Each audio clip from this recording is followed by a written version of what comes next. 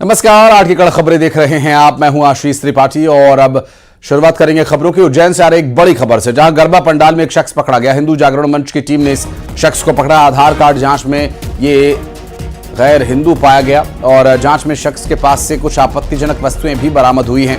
दरअसल इस शख्स को पुलिस के हवाले कर दिया गया है और अब आगे क्या कार्रवाई की जाएगी देखने का विषय होगा। गरबा पंडालों में गैर हिंदुओं के प्रवेश को लेकर लगातार चेतावनी बोर्ड्स लगाए जा रहे हैं, कई प्रयास किए जा रहे हैं और अब इस तरह से सघन जांच भी की जाती है। जहां उज्जैन से मामला सामने आया। अजय हमारे सहयोगी इस वक्त हमारे साथ जुड़ गया। अजय, क्या हुआ उस दौरान जब एक शख्स को वहां पर पकड़ा गया? क्या कुछ इसके पास से बरामदगी हुई है और अब क्या कार्रवाई की जा रही है? जी देखिए, उज्जैन में नवरात्रि का पर्व चल रहा है और जगह जगह गरबा पंडालों में जो है युवतियां संदेश दे रही हैं कि गैर हिंदू जो है गरबा पंडाल में नहीं आए और यदि आना है तो अपने परिवार के साथ आए। लेकिन इसके बावजूद भी कई ऐसे युवक रहते हैं जो गरबा पंडालों में घुस जाते हैं। लेकिन हिंदू जागरण मंच के लोग लगातार गरबा पंडालों में नजर बनाए हुए हैं और उनकी टीम के द्वारा जो है इस युवक को पकड़ा गया था। जब इसका नाम पूछा गया तो इसने अपना नाम राहुल बताया। इसके बाद उसका आधार कार्ड चेक किया गया तो उसका नाम अजली फिरोज निकला और इसके बाद उसका जेब पर चेक की गई तो उसकी जेब से जो है आपत्तिजनक सामग्रियां निकली है। तो इसके बाद तत्काल पुलिस ने उसे अपने हिरासत में लेकर थाने ले गई है। अब देखना ये होगा कि पुलिस इस पर क्या कार्रवाई करती है और आगे क्या होता है। जी, बहुत शुक्रिया अजय आपका इस पूरे मामले पर जानकारी देने के लिए। और अब बात डेंगू की, जो ग्वालियर में लगातार पैर पसार रहा है। आपको बता दें कि 36 नए मरीज सामने आए हैं डेंगू के। आपको बता दें कि 386 सैंपल्स की जांच में ये 36 मरीज मिले हैं और 20 ग्वालियर और 16 बाहरी जिलों के ये डेंगू पेशेंट्स हैं। और ग्वालियर में डेंगू के आंकड़े की यदि बात करें तो ये आंकड़ा अब 1016 तक पहुंच गया है। 1 सितंबर से अब तक 761 डेंगू के मरीज मिल चुके हैं और डेंगू से अब तक 4 लोगों की जान जा चुकी है। बात करेंगे हमारे सहयोगी सुशील कौशिक से, इस वक्त हमारे साथ मौजूद हैं। सुशील, त्योहारों के सीजन में अस्पतालों में भी भीड़ बढ़ रही है, चूंकि मानसून के बाद से लगातार ये डेंगू का डंक परेशान कर रहा है। बिल्कुल, देखिए ग्वालियर चंबल अंचल में डेंगू का डंक लोगों को लगातार परेशान कर रहा है। 24 घंटे में डेंगू के 36 मरीज सामने आए हैं। 20 ग्वालियर जिले के, 16 अन्य जिलों के डेंगू मरीजों का आंकड़ा 1000 के पार हो चुका है। 1016 के करीब डेंगू मरीज हो चुके हैं ग्वालियर जिले में कुल। इसके साथ ही 4 लोगों की डेंगू से इस सीजन में अभी तक मौत हो चुकी है। अगर बच्चों की बात करें तो करीब 350 से ज्यादा बच्चे डेंगू की चपेट में हैं अभी। तो कुल मिलाकर कहा जा सकता है कि डेंगू का जो आंकड़ा है वो लोगों को परेशान कर रहा है। और अब जो सीजन बारिश का बीत चुका है उसके बाद डेंगू का असर तेजी से बढ़ेगा। हालांकि दिसंबर तक लोगों को इसी तरह की परेशानियां डेंगू से झेलनी पड़ेगी। स्वास्थ्य विभाग ने एडवाइजरी जारी की है कि दिसंबर तक लोग एहतियात बरतें, क्योंकि जो डेंगू का असर है वो लगातार बढ़ेगा। तो अब नगर निगम भी जो जल भराव और गंदगी वाले इलाके हैं वहाँ साफ सफाई और फॉगिंग सहित अन्य कामों में जुटी हुई है। लेकिन अभी डेंगू लगातार बढ़ रहा है तो लिहाजा लोगों को खुद अपने हिसाब से एहतियात बरतनी होगी ताकि इस डेंगू पर लगाम लगाई जा सके। बहुत शुक्रिया सुशील आपका इस पूरे मामले पर जानकारी देने के लिए। ये जो डेंगू की परेशानी है, इस परेशानी से न सिर्फ स्वास्थ्य विभाग बल्कि नगर निगम विभाग के लिए भी जवाबदेही यहाँ बनती है और डेंगू के पनपते मच्छरों को बढ़ने से रोकना एक बड़ी चुनौती उनके लिए बना हुआ है। और आम लोगों के लिए एक चुनौती है कि वो मच्छरों के काटे जाने से आप कैसे बचें। बैतूल से अगली खबर, जहां अनियंत्रित होकर एक कार पलट गई और हादसे में एक शख्स की मौत हो गई। 4 लोग इसमें घायल हुए बताए जा रहे हैं और घायलों का अस्पताल में इलाज चल रहा है। महाराष्ट्र से राजस्थान जा रहे थे कार सवार। राजस्थान के रहने वाले हैं सभी कार सवार और इस हादसे में एक शख्स की मौत हो गई और हादसा महाराष्ट्र से राजस्थान जा रहे कार का हुआ है। और बात करेंगे हमारे सहयोगी ऋषु नायडू इस वक्त जुड़ गए हमारे साथ। ऋषु, कहां पर हुआ ये हादसा और क्या डिटेल्स मिल पा रही हैं? क्या कारण रहा, कैसे हुआ ये हादसा? जी देखिए, ये जो लोग हैं, जो कार में 5 लोग जा रहे थे, ये महाराष्ट्र के गोंदिया गए हुए थे। कुछ समय पहले इनके 2 साथी गांजा तस्करी के मामले में पकड़ाए थे। उनकी जमानत के मामले में ये लोग महाराष्ट्र गए हुए थे और ये सभी लोग राजस्थान के बूंदी जिले के रहने वाले हैं। ये राजस्थान की ओर लौट रहे थे, कल ये महाराष्ट्र से निकले थे और बैतूल बाजार थाना क्षेत्र का जो सापना डैम है वहां पर एक मोड़ पे अनियंत्रित होकर इनकी कार पलटी है। इनके एक साथी की घटनास्थल पर ही मौत हो गई है और 4 अन्य लोग घायल हैं। बैतूल बाजार थाना पुलिस ने घायलों को जिला अस्पताल पहुंचाया है और जब इनकी डिटेल्स पता चली कि गांजा तस्करी से जुड़े लोगों से ये लोग कनेक्ट हैं, तो इस मामले की गंभीरता से जांच भी की जा रही है कि आखिर ये जो थ्योरी बता रहे हैं ये सही है या नहीं। आगे भी पुलिस इस मामले की जांच करेगी। फिलहाल जो 4 लोग घायल हैं उनकी हालत स्टेबल है और एक व्यक्ति की मौत हो चुकी है। बहुत शुक्रिया रिशु आपका इस पूरे मामले पर जानकारी देने के लिए। और सूरजपुर में 11 हाथियों का दल प्रेमनगर वन परिक्षेत्र पहुंचा, जहां किसानों की मक्का, अरहर समेत धान की फसलों को नुकसान पहुंचाया।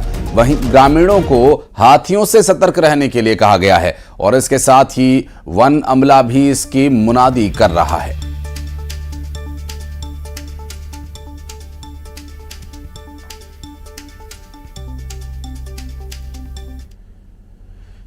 और बीजेपी ने हरियाणा में 57 साल पुराने रिकॉर्ड को ध्वस्त करते हुए जीत की हैट्रिक लगाई और पिछले 2 विधानसभा चुनावों से भी ज्यादा इस बार बीजेपी को सीटें मिली हैं।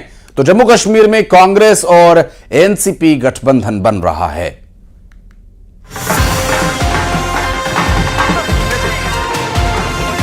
बीजेपी कार्यकर्ताओं का जश्न कुछ नहीं, बहुत ही खास है। हरियाणा में जनता ने तीसरी बार बीजेपी को सत्ता की चाबी सौंपी है, वो भी प्रचंड जीत के साथ। ऐसी जीत जिसने 57 साल के पुराने रिकॉर्ड को तोड़ दिया है। सीएम नायब सिंह सैनी ने जनता को शुक्रिया कहा, साथ ही जीत का श्रेय पीएम मोदी को दिया।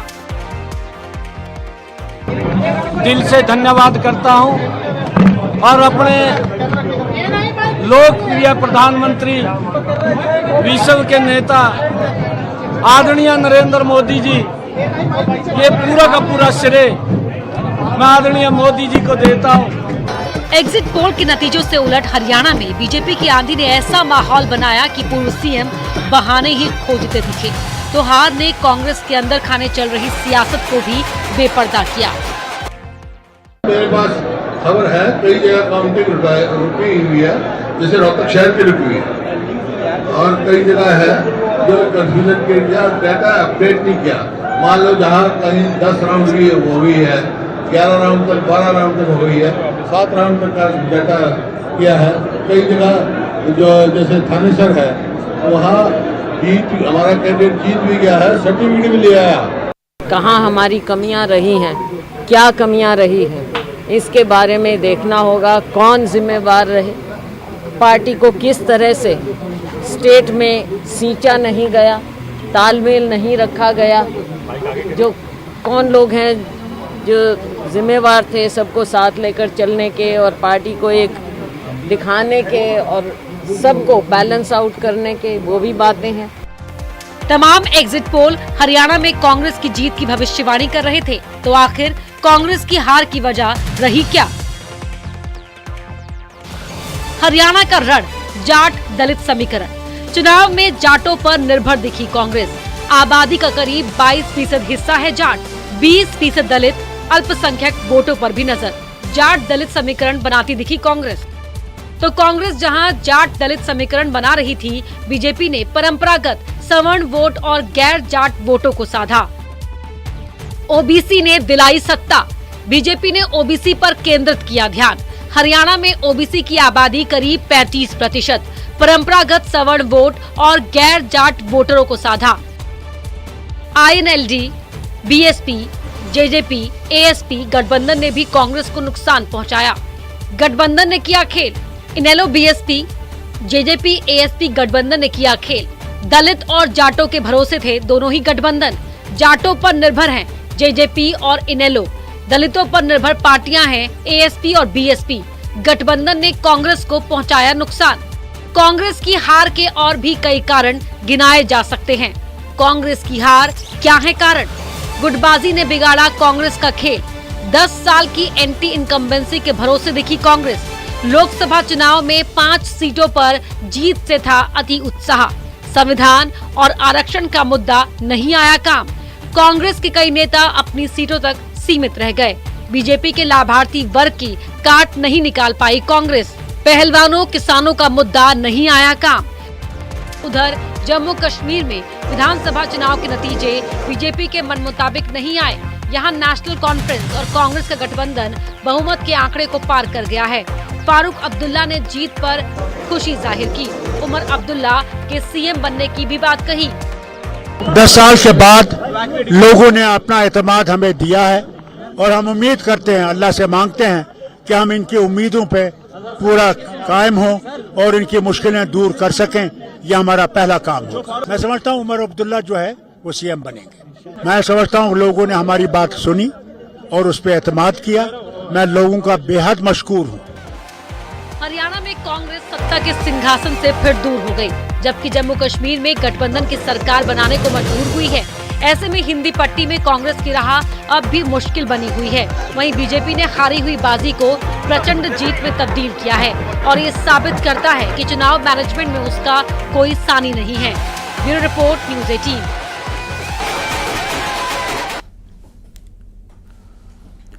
हरियाणा चुनाव के नतीजों के बाद कांग्रेस शॉक में है। तमाम एग्जिट पोल्स हरियाणा में कांग्रेस की सरकार बना रहे थे। किसान आंदोलन, पहलवानों के मुद्दे जो जीत की आस बंधा रहे थे, लेकिन कांग्रेस की उम्मीदों पर पानी फिर गया एक बार फिर और कांग्रेस का ईवीएम राग फिर शुरू हुआ। हरियाणा में हार के लिए कांग्रेस ईवीएम को दोषी ठहरा रही है। चुनाव में खेल होने की आशंका जता रही है। हालांकि जम्मू कश्मीर में कांग्रेस और नेशनल कॉन्फ्रेंस गठबंधन का ये जीत मिलना, यहां ईवीएम को कोई दोष नहीं दे रहा है। आखिर ईवीएम ने यहां कैसे ठीक काम किया, कांग्रेस का इस पर नो कमेंट्स। समीकरण सारे फेल, हरियाणा में खेल, बीजेपी का मंगल, ईवीएम पर दंगल। 8 तारीख को जनता देगी जवाब, ये कहेंगे ईवीएम है खराब। सीएम नायब सिंह सैनी का भरोसा देखिए, कॉन्फिडेंस देखिए और नतीजे देखिए। हरियाणा में फिर एक बार बीजेपी सरकार है, कांग्रेस में हाहाकार है। और जैसा कि नायब सिंह सैनी को अंदेशा था, एक बार कांग्रेस का ईवीएम राग है। हरियाणा में हार का कांग्रेस ईवीएम पर ठीकरा फोड़ रही है। चुनाव में हार के लिए ईवीएम को जिम्मेदार बता रही है। शिकायत कर रहे हैं। अब उम्मीद करते हैं कि ईसीआई हमारे सवालों का जवाब दें। ये लोकसभा चुनाव में भी हुआ था। हम लोग गए थे, अभिषेक सिंघवी जी और मैं ईसीआई गए थे, हमने शिकायत की और तब ईसीआई ने कार्रवाई की। तो हम उम्मीद करते हैं कि ईसीआई जो एक संवैधानिक संस्था है, निष्पक्ष संस्था है, इस तरीके से स्थानीय प्रशासन पर दबाव नहीं डालना चाहिए। मैं आपको विनेश फोगाट जी का उदाहरण देता हूं। आप कोई चैनल खोल दीजिए, सब में उनको 4 राउंड के बाद पीछे दिखाया गया था, जबकि 9 राउंड के बाद वो 4437 वोटों से आगे हैं। मिसमैच है, गैप है। ये क्यों है, ये हम बार बार चुनाव आयोग से, अभी हमारे महासचिव जयराम रमेश जी ने ट्वीट करके भी पूछा है कि ये क्या दबाव डालने की कोशिश हो रही है स्थानीय प्रशासन पर।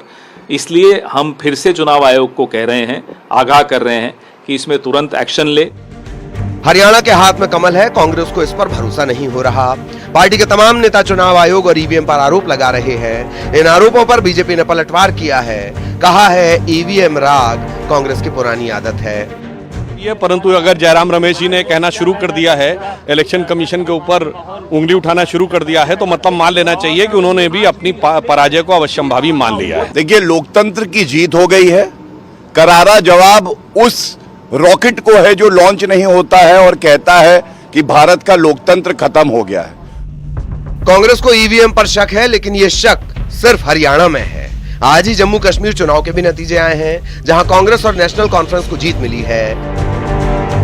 इस जीत पर गठबंधन जश्न मना रहा है। हरियाणा में हार के लिए कांग्रेस जिस ईवीएम को जिम्मेदार ठहरा रही है, जीत मिलने पर उसी ईवीएम को जम्मू कश्मीर में क्लीन चिट है।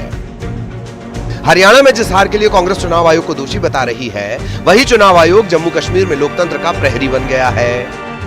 जहां जहां से नेशनल कॉन्फ्रेंस को कामयाबी मिली है वहां जाहिर सी बात है कि हम वोटरों का तहे दिल शुक्रगुजार हैं। शायद उम्मीद से ज्यादा लोगों ने अपने वोटों से नेशनल कॉन्फ्रेंस को नवाजा।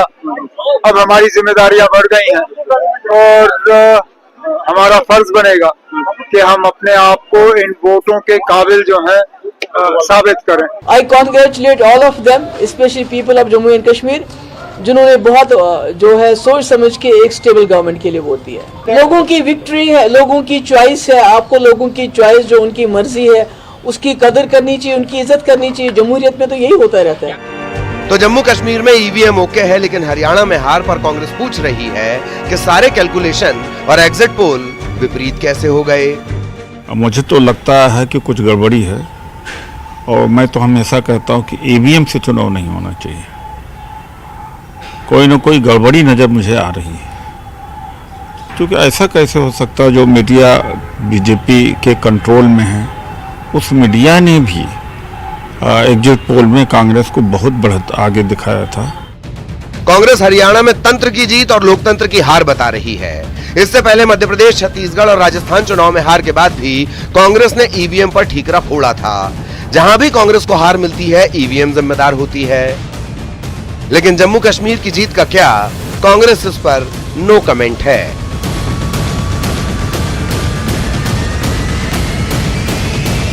Bureau report, news 18।